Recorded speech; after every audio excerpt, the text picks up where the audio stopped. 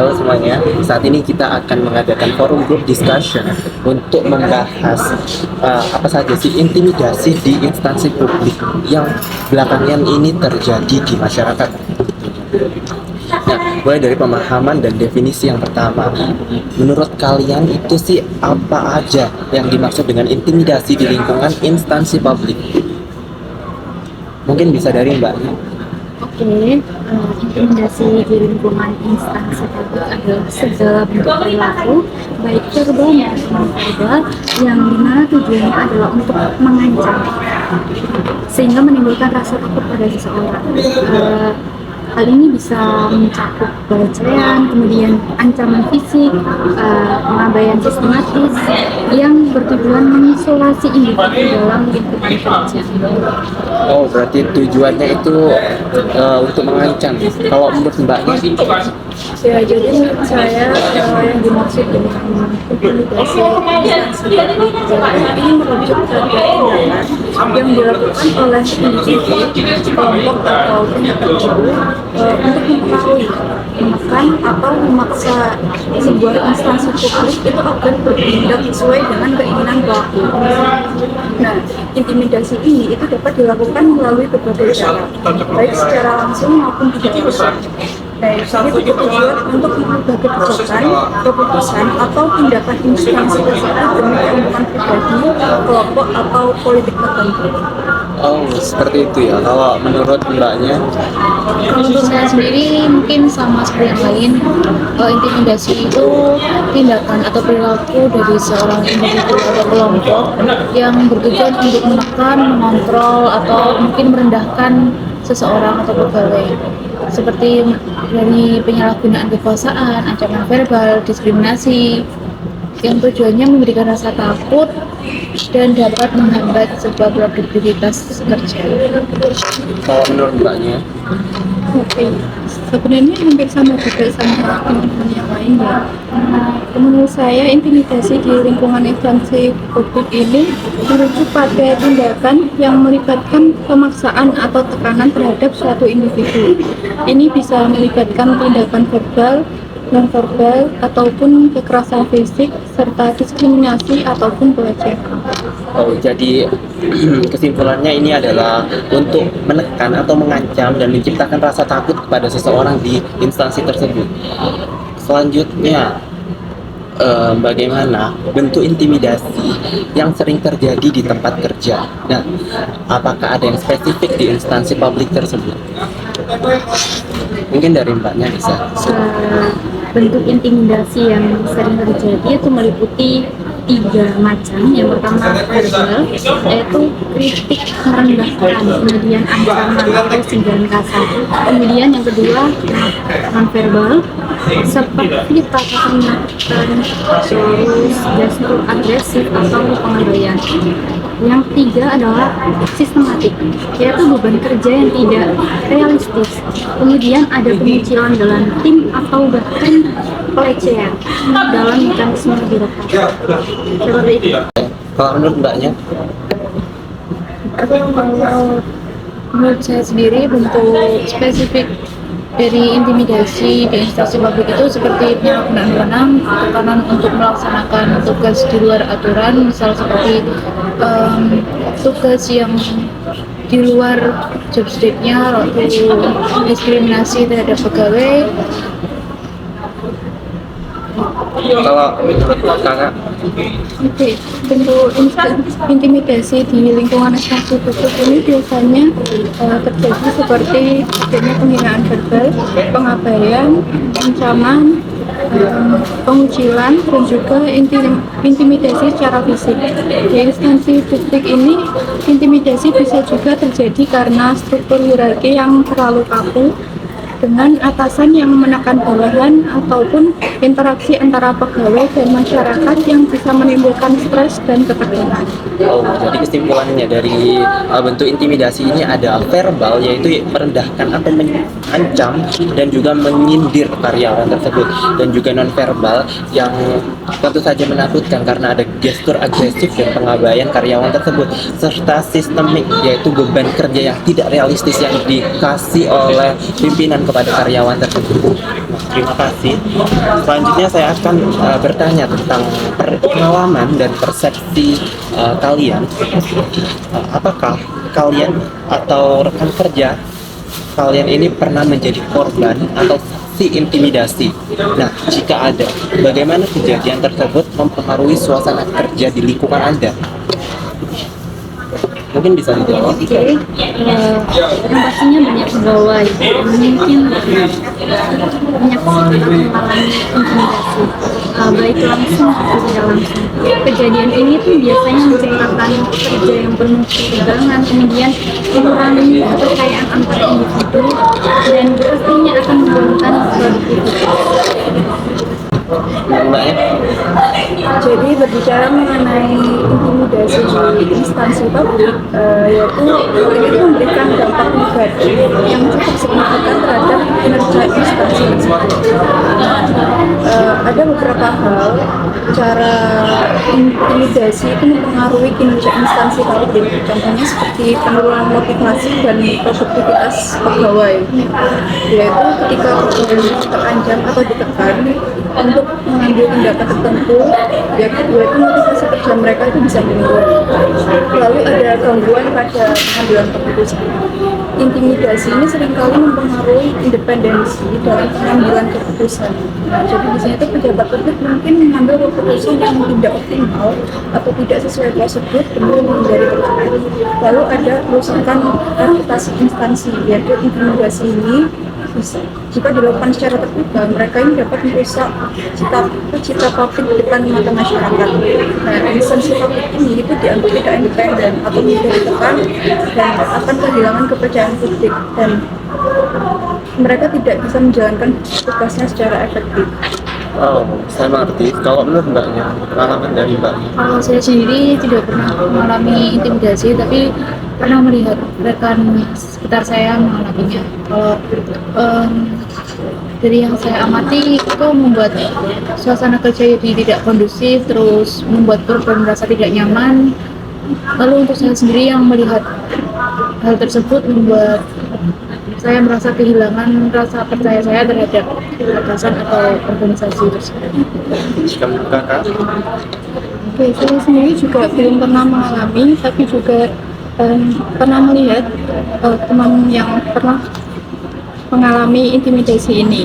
Pengalaman ini biasanya bisa mempengaruhi suasana kerja dengan menurunkan motivasi, merusak hubungan antar rekan kerja, dan juga meningkatkan tingkat stres dari para karyawan. Biasanya intimidasi ini lebih sering datang dari atasan yang memiliki kuasaan lebih besar. Namun intimidasi antar rekan sejawat atau dari pihak eksternal ini juga bisa terjadi tergantung situasi dan juga kondisi kerjanya.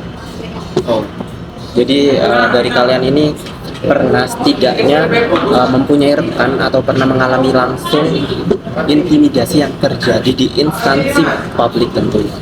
Nah, pertanyaan selanjutnya terkait dampak dari intimidasi tersebut.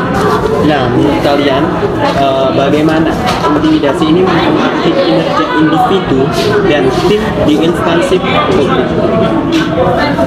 Mulai dari Mbak Ayu. Kalau dampak secara keseluruhannya, secara umumnya itu bisa menimbulkan kecemasan, kemudian depresi, bahkan masalah fisik seperti sakit kepala pada umumnya. Selanjutnya menurut Jadi intimidasi terhadap instansi publik itu dapat memberikan dampak negatif, contohnya seperti penurunan motivasi dan aktivitas pegawai, gangguan dalam pengambilan keputusan, kerusakan reputasi instansi, dan pelanggaran hukum dan etika. selanjutnya saya jawab. Untuk saya sendiri pengalaman pribadi sama, intimidasi dalam instansi publik itu berdampak sangat negatif. Dalam tim, intimidasi menciptakan ketegangan, menghambat komunikasi dan menurunkan moral, sementara di instansi sendiri dapat merusak reputasi, meningkatkan turnover dan mengurangi efisiensi kerja. Selanjutnya Oke, sama juga intimidasi ini bisa menimbulkan banyak dampak negatif seperti dapat menurunkan kinerja individu maupun tim, menyebabkan ketidaknyamanan, rasa tidak aman, dan menurunkan kepercayaan diri. Hal ini juga dapat berdampak pada kualitas pekerjaan, kerjasama tim, serta tercapainya tujuan instansi publik. Selanjutnya, saya akan bertanya terkait faktor penyebab dari intimidasi publik tersebut. Nah, apa sih menurut kalian yang menjadi penyebab utama di intimidasi di lingkungan instansi publik? Contohnya kayak budaya kerja atau tekanan target atau juga hierarki yang kaku di suatu instansi tersebut. Bisa dimulai dari Mbak. Jadi saya setuju dengan apa yang diucapkan Masnya tadi. Jadi intimidasi di instansi publik itu bisa disebutkan dari berbagai faktor seperti yang sudah disebutkan. Dan dari saya yaitu tambahannya yaitu adanya budaya kerja yang kurang sehat, kepemimpinan yang lemah, dan kurangnya regulasi untuk melindungi pekerja. Selanjutnya boleh menurut kakak. Untuk saya sendiri sama, mungkin sedikit tambahan yaitu tekanan mencapai target, kekurangan sistem pengawasan dan pelaporan, stereotip dan diskriminasi, lalu kurangnya pelatihan dan kesadaran. Selanjutnya kalau menurut kakak. Oke, menurut saya penyebab dari intimidasi ini bisa beragam seperti adanya tekanan target kerja, budaya kerja yang toksik, sistem hierarki yang terlalu kaku, atau bahkan kurangnya keterampilan dari komunikasi. Konflik internal dan juga persaingan yang tidak sehat juga bisa menjadi penyebab intimidasi.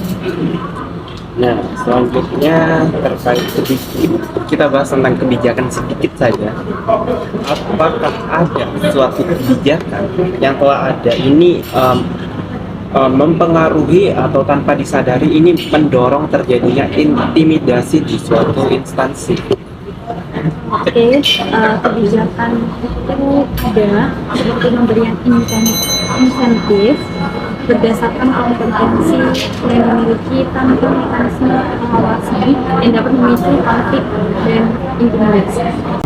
Selanjutnya, Oke, beberapa kebijakan atau sistem kerja yang tidak adil atau memaksa pegawai untuk mencapai target tanpa memperhatikan kesejahteraan mereka dapat mendorong terjadinya intimidasi, seperti pembagian tugas yang tidak proporsional atau pemaksaan kerja yang berlebihan.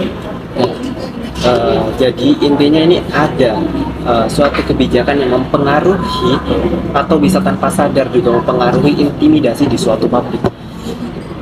Selanjutnya kita akan membahas tentang penanganan dan pencegahan. Nah, apakah instansi tempat Anda bekerja ini memiliki mekanisme untuk melaporkan intimidasi? Jika ada, apakah mekanisme tersebut efektif atau justru tidak efektif? Mungkin bisa. Oke, beberapa instansi itu memiliki mekanisme laporan seperti kotak saran anonim ataupun tim mediasi internal. Namun efektivitasnya itu sering dipengaruhi oleh rasa takut seperti balas dendam ataupun kurangnya tindak lanjut seperti itu. Selanjutnya menurut Mbak. Jadi sejauh ini cara pencegahan atau penanggulangan intimidasi di instansi publik yang saya tahu yaitu contohnya seperti menciptakan budaya kerja yang sehat, menguatkan regulasi dan kebijakan, dan juga memberikan pelatihan untuk kepemimpinan. Oh, bagus sekali. Selanjutnya menurut Mbak. Oke, sama seperti mbaknya tadi ya, banyak instansi publik ini mungkin memiliki mekanisme pelaporan resmi seperti hotline atau sistem pengaduan internal. Namun, efektivitasnya seringkali dipertanyakan tergantung pada budaya organisasi dan respon dari manajemen. Jadi intinya jika manajemen tersebut merespon, akan ada tindak lanjut untuk menangani dari intimidasi yang terjadi di suatu instansi tersebut. Tapi jika manajemennya itu tidak menindaklanjuti, masalahnya akan semakin gawat. Selanjutnya kita akan membahas tentang menurut Anda bagaimana peran pimpinan dalam memastikan lingkungan kerja yang bebas dari intimidasi? Sadari Mbak. Menurut saya, peran pimpinan itu sangat penting dalam memastikan lingkungan yang lebih nyaman. Pimpinan itu harus melakukan evaluasi pada setiap karyawan, terlebih lagi dari sikap para karyawannya. Pemimpin itu harus tegas, karena jika pemimpin tidak tegas dan adil kepada seluruh karyawan, ini tidak ada lagi yang namanya karyawan spesialis. Oh, jadi terkait specialty for karyawan. Oke, selanjutnya Kakak. Jadi menurut saya peran pimpinan ini cukup krusial ya untuk memastikan lingkungan kerja yang bebas dari intimidasi. Misalnya beberapa peran utama yang harus dilakukan oleh seorang pimpinan, yaitu contohnya seperti memberikan contoh yang baik atau sebagai role model, membangun budaya kerja yang positif, menyusun dan menerapkan kebijakan yang jelas, dan menyediakan saluran komunikasi yang aman agar pegawai itu bisa bebas dari ancaman atau risiko tindakan kekerasan terhadap mereka. Sangat bagus sekali. Sangat menyeluruh. Selanjutnya bisa Kakak.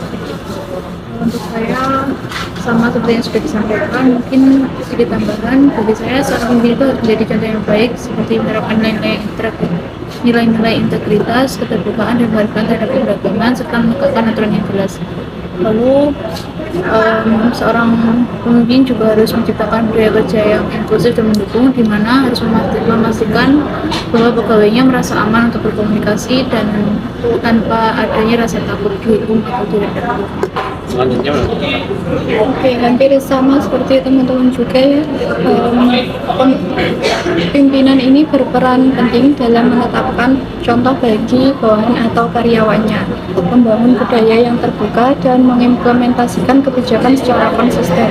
Mereka juga harus mendukung pegawai yang menjadi korban intimidasi dan mengatasi masalah ini dengan serius.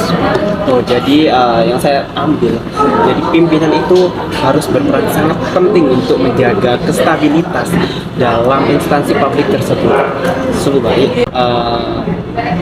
Selanjutnya saya akan memberikan studi kasus kepada kalian terkait sebuah rekaman suara dari Kadis Kesehatan di Kabupaten Bolmong berinisial IKK, atau kita sebut saja Ketut ya, yang mengadakan pertemuan dengan beberapa kaukus.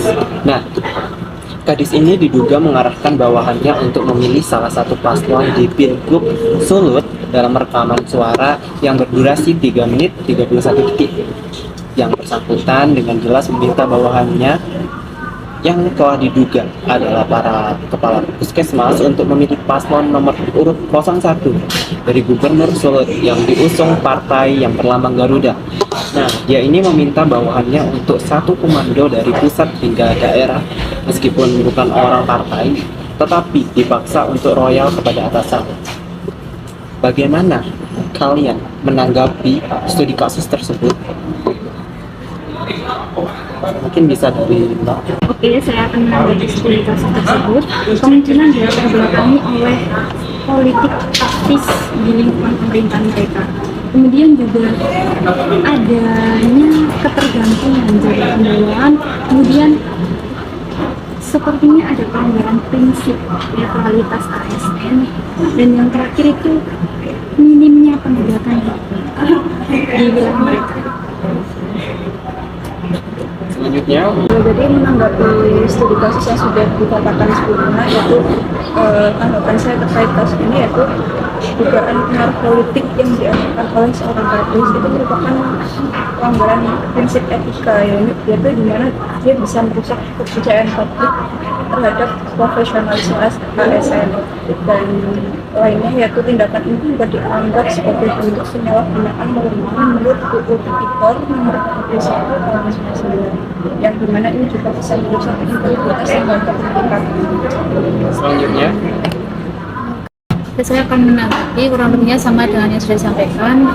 Jadi kasus ini tentunya akan sangat mengkhawatirkan karena menggambarkan penyalahgunaan yang dilakukan oleh pejabat publik yang seharusnya menjaga netralitas. Tindakan yang dilakukan oleh Kepala Dinas Kesehatan Bolmong ini yang dimana mengharapkan ASN untuk mendukung salah satu paslon tentu melanggar prinsip netralitas ASN. Selain itu, kasus ini juga mencederai prinsip demokrasi yang seharusnya memastikan proses pemilu berlangsung tanpa intervensi dari pihak manapun, terutama dari aparatur negara. Selanjutnya menurut Mbak, Oke, dari masalah ini bisa juga dianggap sebagai adanya pelanggaran terhadap prinsip netralitas ASN yang sudah diatur juga dalam undang-undang, sehingga pemerintah dan instansi terkait juga harus menindak tegas dan memberikan konsekuensi hukum maupun administratif kepada oknum tersebut. Dilihat dari masalah ini menunjukkan perlu adanya pengawasan yang lebih ketat terhadap praktik politisasi dalam birokrasi, khususnya yang berkaitan dengan layanan publik agar tidak mempengaruhi kualitas pelayanannya kepada masyarakat. jadi intinya dari kalian ini tentang penyalahgunaan kekuasaan dari pemimpin tersebut yang menyuruh bawahannya untuk memilih suatu paslon yang dia minati atau yang satu partai dengan pemimpin tersebut. Selanjutnya, apa sih harapan kalian terhadap perubahan yang bisa dilakukan di instansi publik untuk menciptakan lingkungan kerja yang lebih sehat dan juga lebih inklusif? Bisa dimulai dari Oke, harapan saya agar lingkungan kerja itu inklusif dan bebas dari intimidasi adalah dari pemimpin. Jadi pemimpin itu harus responsif dan transparan. Kemudian sistemnya itu harus aman untuk menyuarakan keuangan seperti itu. Kalau menurut Mbak, Jadi menurut saya agar sebuah instansi publik itu bisa menciptakan lingkungan yang sehat, yaitu caranya seperti menciptakan komunikasi yang terbuka, memberikan penghargaan atas kinerja sebuah karyawan, dan mereformasi kebijakan dan proses agar bisa mencegah terjadinya intimidasi di instansi publik. jadi menciptakan komunikasi yang lebih terbuka gitu ya? Oke, selanjutnya Untuk saya, agar sebuah instansi publik dapat menciptakan lingkungan kerja yang lebih sehat itu dapat dilakukan dengan mengimplementasikan kebijakan yang lebih transparan dan adil dengan menekankan pentingnya nilai kesetaraan dan penghormatan terhadap keberagaman. Oke, bagus. Selanjutnya, Oke, kalau harapan dari saya adalah terciptanya lingkungan kerja yang lebih suportif, di mana pegawai merasa dihargai, diakui, dan tidak takut untuk menyuarakan masalah yang mereka hadapi. Penyuluhan tentang hak-hak pegawai dan pembentukan budaya yang inklusif bisa menjadi langkah penting. baik. Selanjutnya mungkin sudah habis ya forum group discussion dari kita. Selanjutnya saya mengucapkan terima kasih atas partisipasi aktif dan kontribusi yang berharga dari semua peserta dalam diskusi hari ini. Kita telah menggali berbagai pandangan, pengalaman, dan juga solusi terkait isu intimidasi di lingkungan instansi publik. Hal ini menunjukkan komitmen bersama kita untuk menciptakan lingkungan kerja yang lebih sehat, inklusif, dan juga produktif. Saya juga berharap hasil diskusi ini dapat menjadi langkah awal yang konkret untuk menyusun kebijakan dan juga strategi yang lebih baik dalam mencegah dan menangani intimidasi di tempat kerja. Sekali lagi saya terima kasih atas waktu dan dedikasi yang telah kalian berikan. Selanjutnya mungkin bisa kita akhiri. Assalamualaikum warahmatullahi wabarakatuh.